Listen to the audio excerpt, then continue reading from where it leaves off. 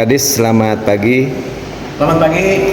Pak Kadis, langsung saja izin meminta keterangan dari Kepala Dinas Perhubungan Kabupaten Ciamis respon terhadap pidato Pak Bupati Herdiat ya saat Musren Bank RKP 2026 di Bapeda yang menegaskan arti pentingnya orientasi rencana pembangunan untuk meningkatkan penghasilan asli daerah.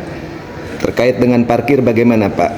Baik, terima kasih. Terkait arahan Bapak Bupati untuk meningkatkan, mengoptimalkan intensifikasi PAD dari sisi retribusi parkir, terutama parkir tepi jalan umum. Memang itu yang akan menjadi evaluasi kami dari jajaran Dinas Perhubungan Kabupaten Ciamis, bahwa selama ini memang kita kerjasama dengan para jukir dengan bagi hasil 50% gitu ya. Hanya memang ketika kita evaluasi ke lapangan, mengadakan uji petik di lapangan, mohon maaf itu tidak semuanya karcis diberikan kepada para pelanggan, bahwa para jukir wajib memberikan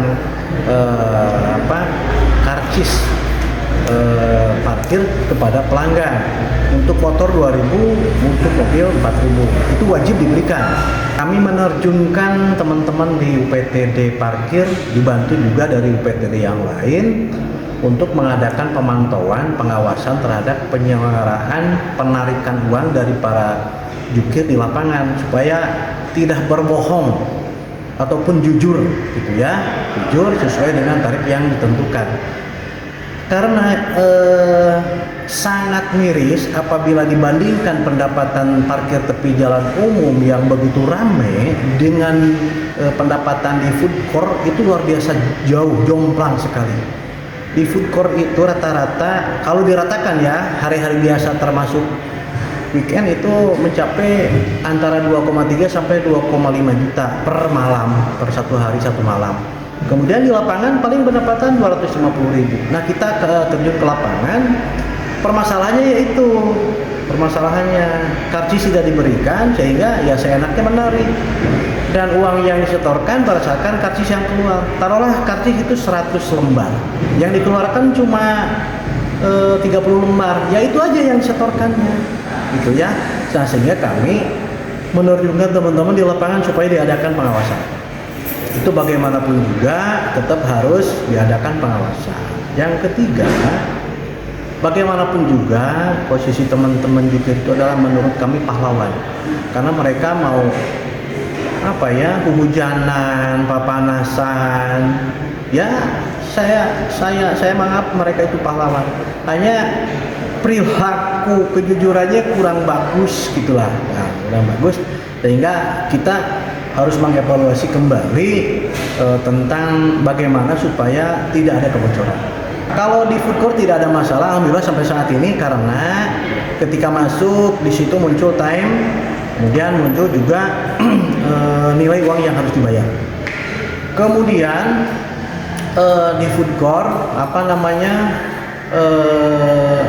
secara keseluruhan itu masuk ke PAD 100%, maka dikelola oleh teman-teman di sub, tidak dikelola oleh para jukir. Kemudian yang selanjutnya terkait dengan era digitalisasi, di aplikasi Get itu sudah muncul ada untuk pembayaran secara QRIS, itu bisa dilaksanakan baik untuk parkir mobil maupun motor. Nah, untuk pembayaran secara elektronik tol, e-tol itu belum dilaksanakan karena ini masih proses dengan pihak perbankan sebagai pengelola PAD, yaitu pihak BJB. Nanti ke depan insya Allah kita akan laksanakan secara elektronik tol. Itu barangkali sementara. Sumbangsi di sub dari parkir tahun ini saja dibanding tahun lalu bagaimana? Kalau tahun kemarin alhamdulillah 100% ya. Tahun 2024 untuk target parkir tepi jalan umum 1,2 miliar itu 111%. Kemudian parkir berlangganan 200 juta itu 89%. Kemudian untuk parkir khusus 53 juta itu 100%. Sampai saat ini kalau dibandingkan karena belum habis tahun 2025, Posisi di parkir tepi jalan umum posisinya masih di angka 430 juta. Kemudian parkir berlangganan masih di posisi 80 juta, dan di parkir tepi jalan, parkir khusus itu masih di angka 15 juta. Ini mudah-mudahan dengan adanya food court, terutama yang parkir tempat khusus parkir ya seperti food court, ini bisa mencapai ratusan persen ke depannya, dan akan dirubah targetnya nanti pada saat perubahan APBD. Harapannya ke depan untuk meningkatkan PAD, lahan-lahan khusus parkir seperti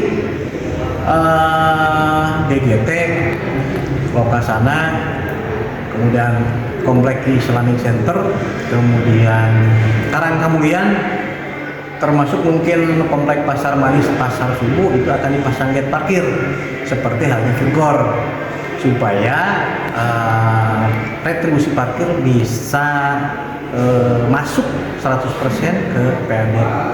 Jadi di sub optimis ya Insyaallah. terhadap orientasi Pak Bupati bisa ikut mendongkrak PAD Insyaallah. Kabupaten Ciamis. Ya, kami dengan segala upaya lahir batin ya, tenaga, pikiran, kita akan berupaya semaksimal mungkin untuk mendongkrak PAD dalam menunjang pembangunan.